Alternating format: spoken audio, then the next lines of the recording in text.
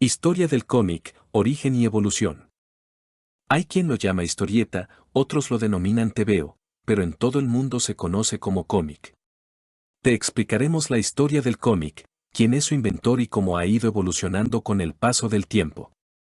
Origen del cómic. Si somos estrictos, el origen de los cómics se remonta a miles de años. Desde que el ser humano tuvo la necesidad de dibujar para poder explicar una historia, aventura, acontecimiento o leyenda. Alumbrado por la luz cimbreante de una hoguera, un viejo cazador pintaba en el fondo de una cueva una secuencia de caza. Lo hacía con un tizón acabado de extraer del fuego, hace tal vez 14.000 años. Fue el primero de una larga historia, pero las pinturas egipcias, las vasijas griegas, los frescos romanos, las pinturas eclesiásticas y los manuscritos medievales que relataban las vidas de Jesús y de los santos no se consideran historietas, y hay que esperar a la sátira social y política para encontrar los antecedentes reconocibles del cómic.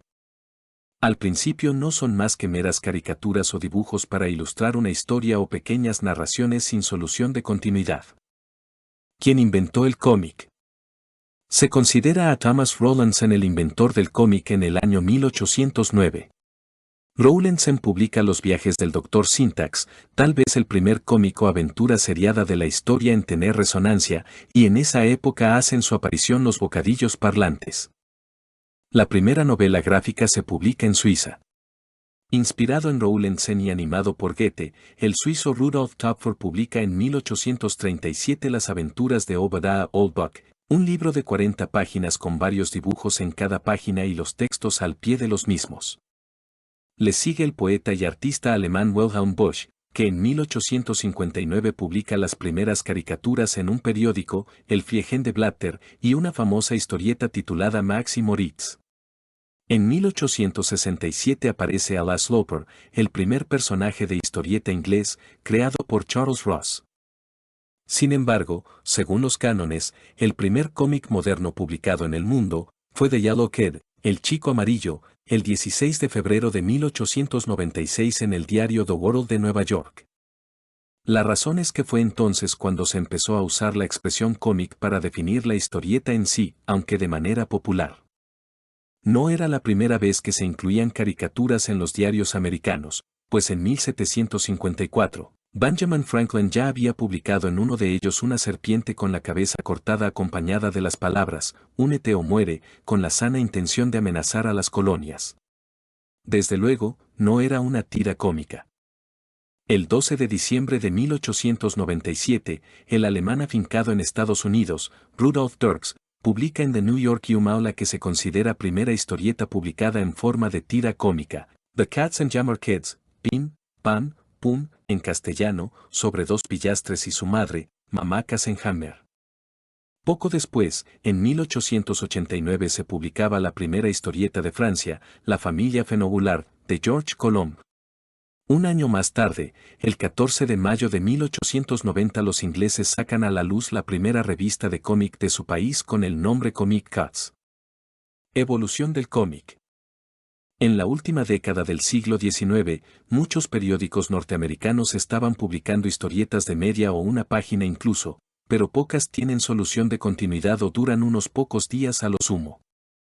Se considera que Madame Jave, de Bud Fisher, cuya publicación se inicia el 15 de noviembre de 1907, es la primera tira cómica de la historia del cómic publicada a diario con un éxito relevante, que le permitió continuidad hasta 1982.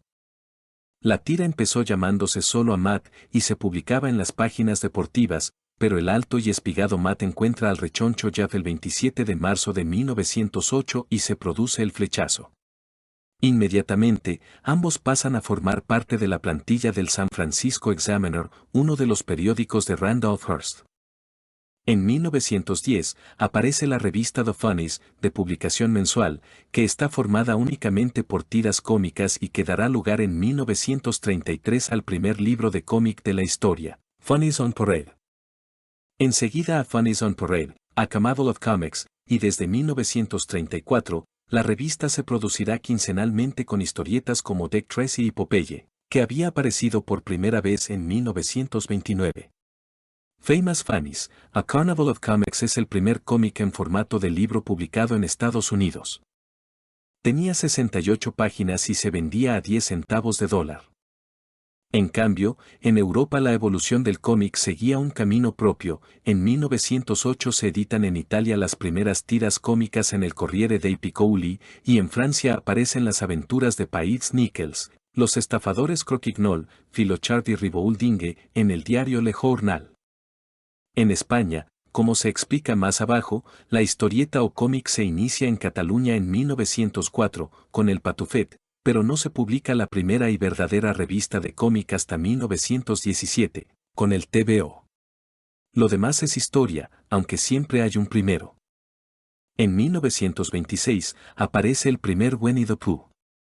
En 1929 aparece el primer Tintín en el país de los soviets.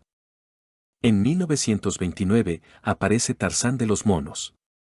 En 1930 nace Mickey Mouse. En 1933 se publica el primer cómic en formato moderno, Funnies on Parade, y enseguida Century of Comics, el primero en contener 100 páginas de historietas. En 1938 aparece Superman, pero los superhéroes pertenecen a otra historia. Animales en la historia del cómic.